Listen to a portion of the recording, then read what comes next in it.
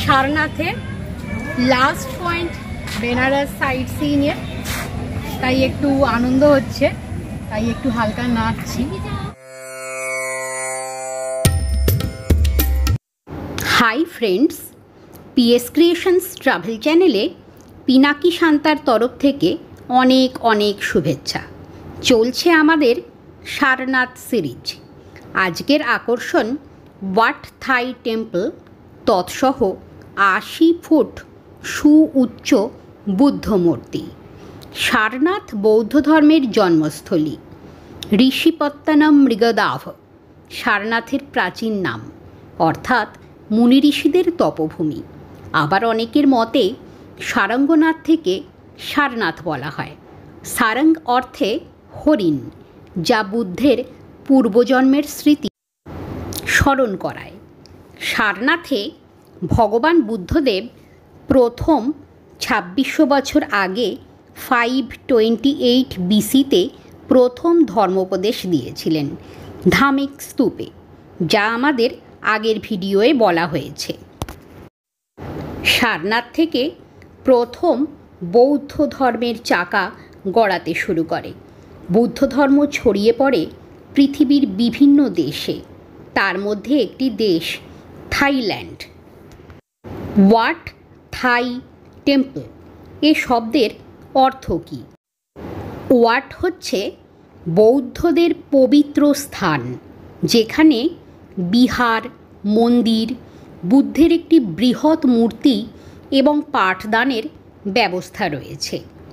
থাই মন্দির শিল্প ও স্থাপত্য হল থাইল্যান্ডের বৌদ্ধ মন্দিরের শিল্প ও স্থাপত্য।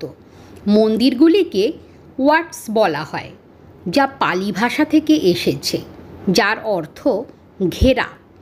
এই মন্দিরের একটি ঘেরা প্রাচীর থাকে, যা এটিকে ধর্মনিরপেক্ষ বিশ্ব থেকে পৃথক করে।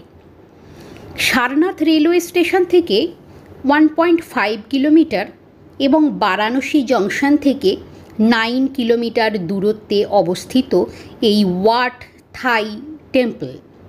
আমরা সারনাথে এসে সর্বপ্রথম প্রবেশ করেছিলাম এই ওয়াট থাই টেম্পলে। ওয়াট থাই টেম্পলে সর্বপ্রথম যেটি নজর কাড়ে তা হচ্ছে ৮০ ফিট লম্বা বুদ্ধ মূর্তি, যা তৈরি করতে সময় লেগেছে 10 বছরেরও বেশি সময়। 1933 সালে থাই উচ্চপদস্থ ব্যক্তিদের দ্বারা প্রতিষ্ঠিত হয় এই ওয়াট থাই টেম্পল। প্রবেশপথে রয়েছে লাফিং বুদ্ধা মূর্তি, এছাড়াও রয়েছে প্রথম জ্ঞানদানরত মুদ্রা এবং ভূমি স্পর্শ মূর্তি।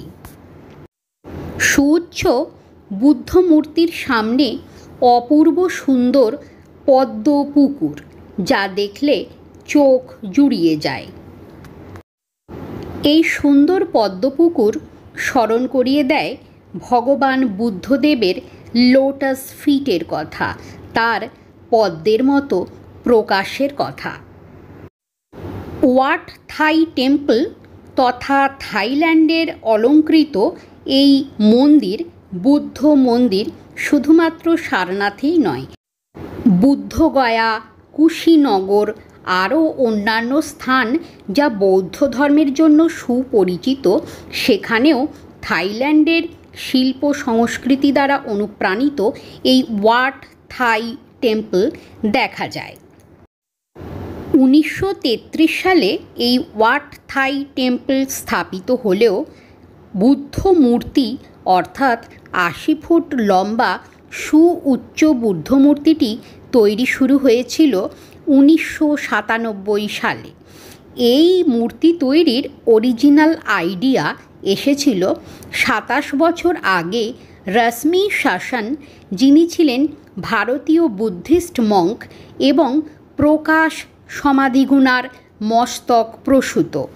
4 বছর সময় লাগে শুধু এই পাথরের কাটিং, কার্ভিং এবং পলিশিংয়ের জন্য।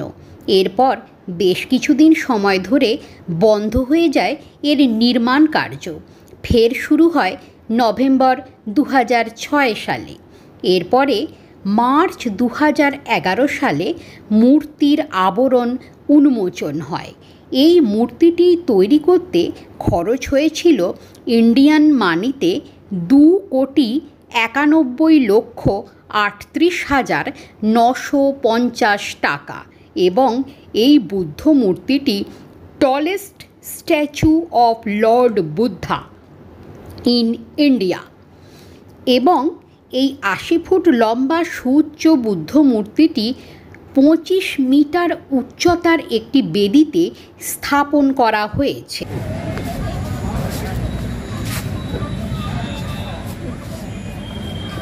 সেকেন্দ্রাবাদ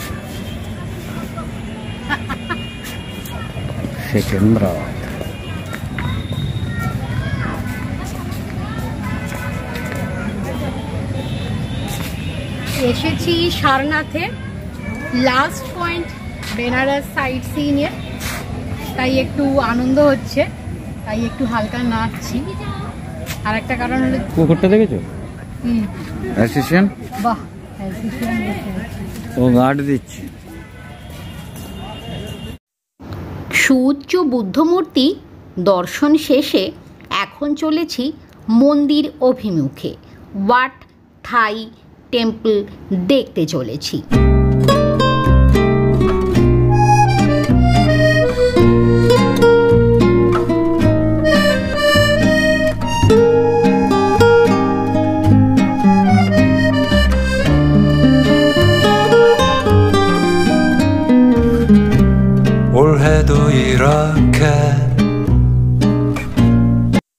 প্রবেশ করেছি ওয়াট থাই মন্দিরের অভিমুখে।